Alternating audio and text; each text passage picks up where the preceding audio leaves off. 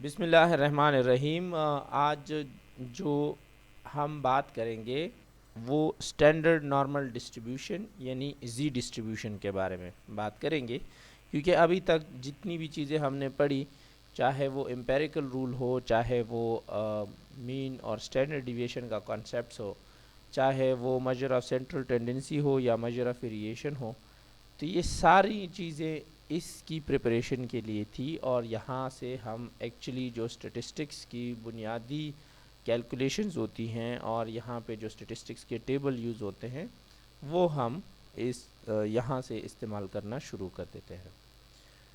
तो सबसे पहले समझते हैं कि what is standard normal distribution. जैसे यहाँ पे बताया है कि all the normal distribution can be converted into standard normal curve by subtracting the mean and dividing by the standard deviation। मतलब अगर हमें एक नॉर्मल डिस्ट्रीब्यूशन दिया गया है, ठीक है, हमें एक डेटा दिया है और हमें बोला है कि ये डेटा नॉर्मली डिस्ट्रीब्यूटेड है। अब आपने थ्रू टेबल, एक स्टैंडर्डाइज टेबल स्टैटिस्टिशियंस ने जो बनाया है और जिसकी वैल्यूज़ और हर चीज़ जो है एक नॉर्मली डिस्ट्रीब्यूटेड जो डेटा होता है, अगर उसमें एक ख़ास वैल्यू है तो वो वैल्यू कौन से जेड टेबल में, कौन से या जी टेबल में कौन से नंबर से को रिलेट कर रही है और जी टेबल पे उसका नंबर क्या आ रहा है, तो ये सारे डेटा के लिए स्टैंडर्ड है। ठीक है, तो उसका हम अभी इसको समझते हैं। उसका फार्मूला ये है जो यहाँ पे दिया गया है कि जिसमें हमारे पास जी स्कोर या जी डिस्ट्रीब्यूशन जो हम देखते हैं, मतलब स्टैंडर्ड नॉर्मल डिस्ट्रीब्यूशन जो हम कैलकुलेट करते हैं, उसके लिए हमारे पास फार्मूला है जो हमारे पास इंडिविजुअल नंबर है, जो इंडिविजुअल ऑब्जर्वेशन है, उससे हम मीन को जब माइनस करते हैं और स्टैंडर्ड डिविएशन पे उसको डिवाइड करते हैं तो हमारे पास जी कैलकुलेटेड स्कोर आता है। और ये जी कैलकुलेटेड स्कोर हमें रिफ्लेक्ट करता है या हमें बताता है कि ये उस स्टैंडर्ड नॉर्मल डिस्ट्रीब्यूशन की वैल्यू है जो हमें टेबल में देखना है अगर हमने एग्जैक्ट वैल्यू मालूम करनी है। ये कैलकुलेटेड वैल्यू होती है, ये याद रखें। ये जो इतना फार्मूला है जिसमें हम x minus mu divided by sigma ये वाली कैलकुलेशन करते हैं, तो ये z कैलकुलेटेड वैल्यू कहलाती है। और इसके लिए जब स्टैंडर्ड नॉर्मल डिस्ट्रीब्यूशन की वैल्यू हम टेबल में देखते हैं तो उसको z टेबुलेटेड कहते हैं। अब आपको मैं टेबल भी दिखाऊंगा आगे की स्लाइड में। सो यहाँ पे somebody calculated all the integral for the standard normal and put them in a table and we never have to integrate it। मतलब हमें परेशान होने की ज़रूरत नहीं है, हमें सिर्फ और सिर्फ z कैलकुलेटेड की वैल्यू मालूम करनी है और फिर उसको जो टेबल हमारे पास ऑलरेडी बनाया है उसमें से उसकी वैल्यू देखनी है, तो हमें पता चलता है। Even better, computer now do all the integration. और जो कंप्यूटर के नए सॉफ्टवेयर बने हैं, SPSS, टाटा और आर सॉफ्टवेयर और इस तरह के बहुत सारे और सॉफ्टवेयर जो है जो कि स्टेटिस्टिक्स के काम आती हैं, तो उसमें इन चीज़ों की जो कैलकुलेशन और ये सारी चीज़ें हैं वो इंटीग्रेट कर दी गई हैं, उसमें हमें परेशान होने की ज़रूरत नहीं है। अच्छा, आप समझते हैं कि जी स्कोर है क्या चीज़।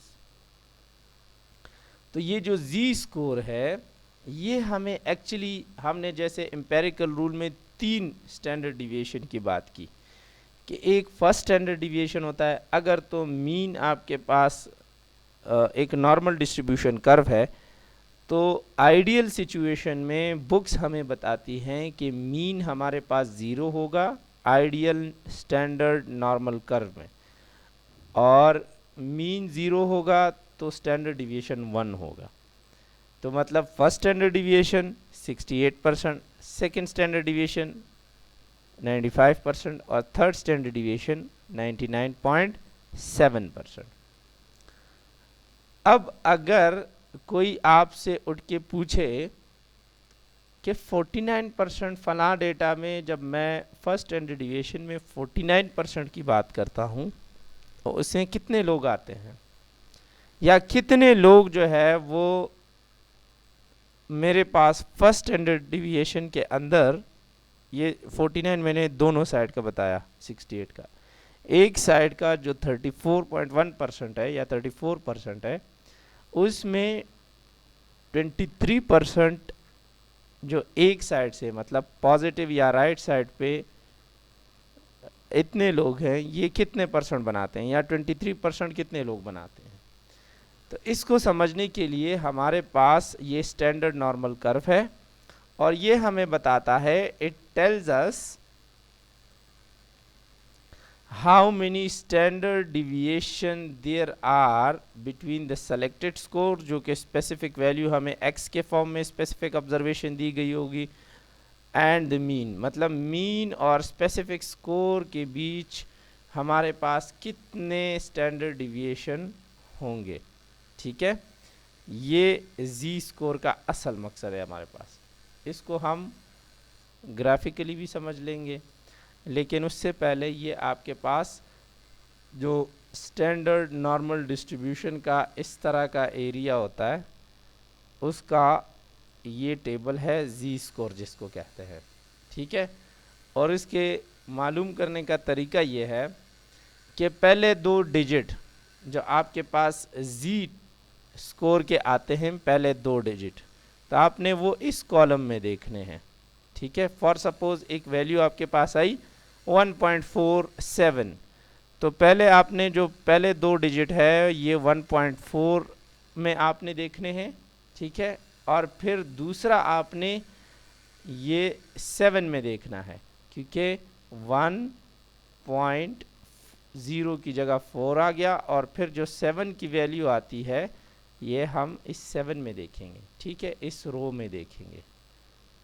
तो इनिशियल दो वैल्यूज़ हमने इस जी स्कोर में देखना है, और बाद की जो तीसरी वैल्यू होती है वो इस रो में हम इसको देखेंगे। ठीक है, और इसके साथ जो वैल्यू कॉन्साइड कर रही है तो वो वैल्यू हम सेलेक्ट करके हम बोलेंगे कि हमारे पास जो जी कैलकुलेटेड वैल्यू आती है वो हमारे पास ये वाली है। तो 1.4 जी स्कोर अगर हमारे पास 1.4 आ गया तो उसकी कैलकुलेटेड वैल्यू हमारे पास 1.47 की ये वाली है, 0.4292। इसको दोबारा समझते हैं। फॉर एग्ज़ाम्पल आपके पास जी स्कोर की वैल्यू जो है वो 2.3 आ गई, तो 2.39 समझे। ठीक है, 2.39 आ गई, तो इनिशियल जो पहले दो वर्ड है वो हमने इस कॉलम में देखने हैं। तो 2.3 ये हो गया। अब हमारे पास 9 की वैल्यू ये है। ठीक है, तो 2.39 को 2.3 के साथ इस कॉलम को कॉन्साइड कर लिया, तो ये वाली जो वैल्यू है ये हमारे पास 2.39 की जी कैलकुलेटेड वैल्यू काउंट होगी, और ये 0.4916 इसकी जी कैलकुलेटेड वैल्यू है जो हम इस टेबल से फाइंड आउट करते हैं। ठीक है, ये इसका तरीक़ाकार है। सो नाउ हम इसको एग्जाम्पल के थ्रू समझते हैं, और इस एग्जाम्पल में आपको बोला है कि what is the probability of getting a math set score of 575 or less when you have mean 500 and standard deviation 50। ठीक है, तो आपको कहा है कि कितनी प्रोबेबिलिटी या कितना चांस है कि एक मैथ्स के टेस्ट में कोई 575 नंबर ले, जब आपके पास उस टेस्ट का मीन आपके पास 50 हो, स्टैंडर्ड डिविएशन आपके पास स्टैंडर्ड डिविएशन 50 हो और मीन आपके पास 500 हो, और ये वो इंडिविजुअल स्कोर है जो इंडिविजुअल ऑब्जर्वेशन मैंने बताया x। ठीक है, तो उसके लिए हमारे पास फार्मूला क्या है? उसके लिए फार्मूला ये वाला है, जैसे हमने पढ़ा कि z calculated is equal to x minus mu divided by sigma.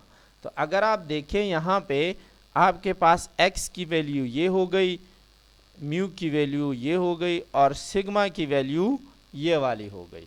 ठीक है, तो सिंपल इसको फार्मूला में पुट कर लें तो आपके पास ऐसे ये वैल्यूज़ आ जाएंगी, जिसमें आपने ये इंडिविजुअल वैल्यू यहाँ पुट कर ली, मीन की वैल्यू यहाँ पे पुट कर ली और स्टैंडर्ड डिविएशन की वैल्यू यहाँ पे पुट कर ली। तो आप ये देखें कि आपके पास z कैलकुलेटेड 1.5 आया, इसका मतलब 1.50। अगर 5 के बाद कुछ नहीं है तो हम 0 कंसिडर करते हैं। ठीक है, क्योंकि हमारे पास रेशो स्केल में जो डेसिमल डिजिट्स होते हैं उसमें हमारे पास 0 एब्सोल्यूट होता है, मतलब 0 जो है वो ट्रूली एग्जिस्ट करता है, ये तो हमने पढ़ा था। सो हमारे पास आंसर आया कि a score of 575 is 1.5 standard deviations above the mean. क्योंकि ये पॉजिटिव स्कोर है तो हम ये कहते हैं कि जो मीन वैल्यू है हमारे पास ये वाली, तो हमने जब इसको कैलकुलेट किया तो हमारे पास प्लस 1.5 आया। ये यहाँ पे मीन वैल्यू है और ये हमारे पास 575, चूँकि ये मीन से ज़्यादा है तो हमने इस पे ड्रॉ करके भी देख लिया कि ये हमारे पास बुनियादी तौर पे जो 1.50 इस पे z कैलकुलेटेड की फॉर्म में आ रहा है। यहाँ पे अब हम 1.5 लिख सकते हैं क्योंकि हमने इसको कैलकुलेट किया, तो इसकी प्रोबेबिलिटी 1.5 है। चलें, अब हमने तो इसकी कैलकुलेशन कर ली और 1.5 का नंबर मालूम कर लिया, तो इसको हम देख लेते हैं जी स्कोर में। ठीक है, जी स्कोर इसका हम टेबल में देख लेते हैं। तो 1.5 को अगर हम टेबल में देखें तो यहाँ पे अगर हम आएँ और 1.5 पहले इस कॉलम में देखते हैं तो ये वाला है। ठीक है, तो जब हमने 1.5 देखा और फिर दूसरा है 0.00, मतलब 1.5 के बाद 0 आता है ना, तो ये है इस कॉलम में हम देखते हैं। तो इस कॉलम में हमारे पास ये नंबर आया। ठीक है, ये क्या नंबर है? 0.4332। अब इसको नोट कर लेते हैं, 0.4332, और यहाँ पे इसको पुट कर लेते हैं। हमें पता है कि जी स्कोर की वैल्यू हमारे पास 1.5 की स्टैंडर्ड नॉर्मल चार्ट पे 0.4332 आ गई। ठीक है, इसका मतलब ये है कि ये मीन से यहाँ तक की जो वैल्यू है इस पॉइंट तक, ये 0.4332 है और ये मीन से राइट साइड पे है, मतलब मीन से ज़्यादा है। तो जो हमारे पास लेफ़्ट साइड की ये इतनी वैल्यू है, ये तो हमें पता है कि ये एंड तक यहाँ से लेकर यहाँ तक ये 0.5 है। तो हमने ये 0.5 इसके साथ प्लस कर लिया क्योंकि यहाँ से यहाँ तक हमने वैल्यू मालूम करनी है। तो जब यहाँ से यहाँ तक हमने वैल्यू मालूम करनी है, यहाँ से यहाँ तक, तो हम इसके साथ ये वाला जो 0.5 की जो पूरा एरिया है इसको इसके साथ प्लस कर लेते हैं क्योंकि ये 0.4332 आ रहा है। इनको जब हमने प्लस किया तो हमारे पास फाइनल वैल्यू आ गई 0.9332। ये इसकी प्रोबेबिलिटी है, क्योंकि हमने पढ़ा था कि प्रोबेबिलिटी जो है वो हमारे पास 0 to 1 के रेंज में होती है। ठीक है, प्रोबेबिलिटी हमारे पास 0 to 1 की रेंज में होती है। सो कम से कम वैल्यू 0 होगी, ज़्यादा से ज़्यादा वैल्यू इसकी 1 होगी। इसीलिए इसकी वैल्यू भी अगर हम यहाँ देखें तो ये 1 को क्रॉस नहीं कर रही। अब इसका जब हम परसेंटेज निकालें और ये देखें कि वो लोग जिनके 575 मार्क्स है एक टेस्ट में, उनकी परसेंटेज कितनी बनती है, कितने परसेंट लोग हैं। तो इस नंबर के साथ हम 100 को मल्टीप्लाई करते हैं। जब हम 100 को मल्टीप्लाई करेंगे तो हमारे पास, आपको पता है 0.9332 के साथ अगर 100 को मल्टीप्लाई करेंगे तो ये 93.32% आएगा। सही है, तो हम ये कह सकते हैं कि 575 स्कोर जो है वो 93.32% स्टूडेंट ने जो है वो 575 या इससे कम स्कोर किया है। ठीक है, ये कह सकते हैं। सो ये अगर आप देखें तो इस एरिया में भी ये फिर से मैं रिपीट कर रहा हूँ, इसका जी टेबुलेटेड जो टेबल में हमने देखा वो स्कोर है 0.4332। फिर इसके साथ हमने ये 0.5 वाला एरिया प्लस कर लिया क्योंकि हमने लेफ्ट साइड का एरिया भी देखना है। ये हमसे क्वेश्चन क्या कर रहा है कि what is the probability of getting a math set score of 575 और लेस। तो 575 तो ये पॉइंट हो गया, ठीक है, लेकिन इससे लेस वाला जो है वो ये है कि 575 का स्कोर ये है, ठीक है, लेकिन 575 या उससे कम स्कोर के चांस कितने होते हैं। तो 575 की वैल्यू तो हमने यहाँ पे मालूम कर ली जो कि ये वैल्यू है, लेकिन इससे जब कम वाला हम मालूम करेंगे तो ये पूरा एरिया हम इसको काउंट करेंगे, और इस पूरे एरिया को काउंट करने के लिए ज़रूरी है कि 0.5 को इसके साथ प्लस किया जाए। Another example is suppose the score in the test have a normal distribution with the mean 70 and standard deviation 5। मतलब हमारे पास जो म्यू है वो ये 70 है और जो सिग्मा है, ठीक है, ये वो 5 है। Now assume the student need to get at least 60 in the test. आप अज्यूम कर लें कि अगर स्टूडेंट ने टेस्ट पास करना है तो उनको कम से कम 60 मार्क्स लेने हैं। अब क्वेश्चन हमसे क्या किया जा रहा है, इसको समझे। क्वेश्चन क्या किया जा रहा है कि what percent of the student who take this test are able to pass the course. कितने परसेंट स्टूडेंट है जिन्होंने ये टेस्ट दिया है वो इस टेस्ट को पास कर लेंगे। अब देखें तो आपको मीन बताया है, स्टैंडर्ड डिविएशन बता दिया गया और जो एक्स की वैल्यू है वो बता दी गई, इंडिविजुअल ऑब्जर्वेशन जो है। अब इसको सॉल्व करते हैं। जब हमने ये फार्मूला z का इसमें पुट किया तो हमने x जो 60 है और मीन हमारे पास 70 है और स्टैंडर्ड डिविएशन 5 का है, तो हमने यहाँ पे 60, यहाँ पे 70 और यहाँ पे 5 लगा लिया, तो हमारे पास जो वैल्यू आई वो -2 की आई। माइनस हमें डायरेक्शन शो कर रहा है कि जो स्टैंडर्ड नॉर्मल कर्व होता है, इसको समझे, जो स्टैंडर्ड नॉर्मल कर्व है इस तरह का, इस पे अगर एक वैल्यू इस मीन के लेफ्ट साइड पे फॉल कर रही है तो वो माइनस में होगी, और अगर इस मीन के राइट साइड पे फॉल कर रही है तो वो प्लस के साइन के साथ रिप्रेजेंट होगी। यहाँ पे हमने देखा कि the area under the curve, the area under the curve between the mean and second standard deviation -2, ठीक है, ये जो यहाँ पे -2 आया, ये हमारे पास जाहिर सी बात है जी स्कोर, जी कैलकुलेटेड जो स्कोर होता है वो हमें उसका एग्जैक्ट स्टैंडर्ड डिविएशन बताता है कि मीन से कितने फासले पे पड़ा हुआ है। जैसे लास्ट एग्जाम्पल में 575 का जो नंबर था वो 1.50 था, तो हम ये कह सकते हैं कि वहाँ पे मीन से 1.5 स्टैंडर्ड डिविएशन पे वो वैल्यू पड़ी हुई थी राइट साइड पे।